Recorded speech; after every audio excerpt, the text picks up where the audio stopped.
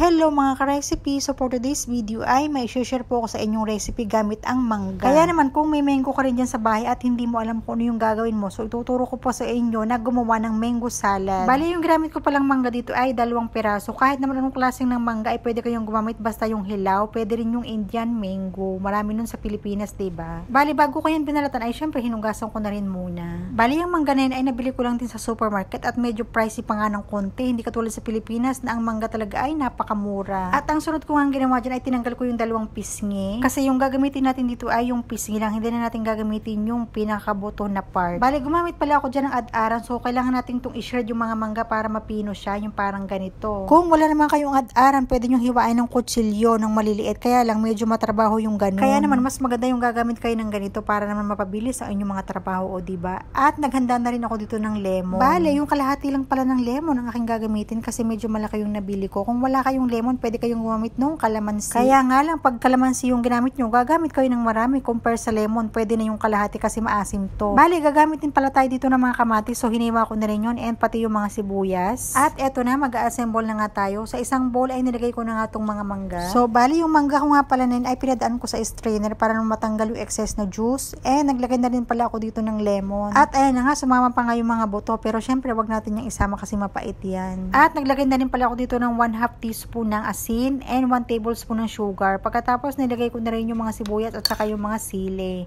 And then nilagay ko na rin yung mga kamatis. So ito talaga yung magpapasarap sa ating salad. So meron ako ditong maliliit na hipon, bali dried ito na nabili ko lang din sa supermarket. And then haluin ng mabuti para magmix lahat ng mga ingredients na nilagay natin dito. At ma-share ko na rin pala kung saan ko ba unang natikman itong mango salad na ito. So bali sa Thailand ko to natikman nung una, pero dito sa Malaysia ay meron din nito. Alam nyo ba na pag natikman nyo to ay perfect talaga tong pang appetizer. Alam mo yung pag natikman mo ay gusto mong ulitin ulit. Ang salad nga pala na ito ay meron din dito sa Malaysia at ma-order din to sa mga restaurant dito. So ang tawag nga pala nila dito ay mango kerabu. At ang pinakalas nga, so ilalagay na natin yung pinakahuling ingredients natin. So ito talaga yung magpapasarap sa ating salad. So bali naglagay pala ako dyan ng roasted peanut or mani. So marami naman kayo mabibili niyan kahit sa mga tindahan, diba? And then ang pinakalas na ginawa ko dyan ay syempre tinikman ko muna kung perfect na ba yung lasa ng alat or yung tamis. Pero syempre kung kayo yung gagawa ay nakadepende na sa inyo kung gaano kaalat or katamis yung inyong gusto sa inyong salad. Pero syempre isasuggest ko sa inyo na dapat kung magtitimpla ay yung katamtaman lang, yung sakto lang talaga, hindi siya maalat at hindi rin siya gaano katamis para perfect. At alam nyo ba, ang salad na to ay perfect din pala kung ikaw ang nagda-diet at saka perfect din pala to sa mga inihaw na isda at sa mga barbecue, lalo kapag may mga boodle fight or family gathering, may mga outing, mga ganyan.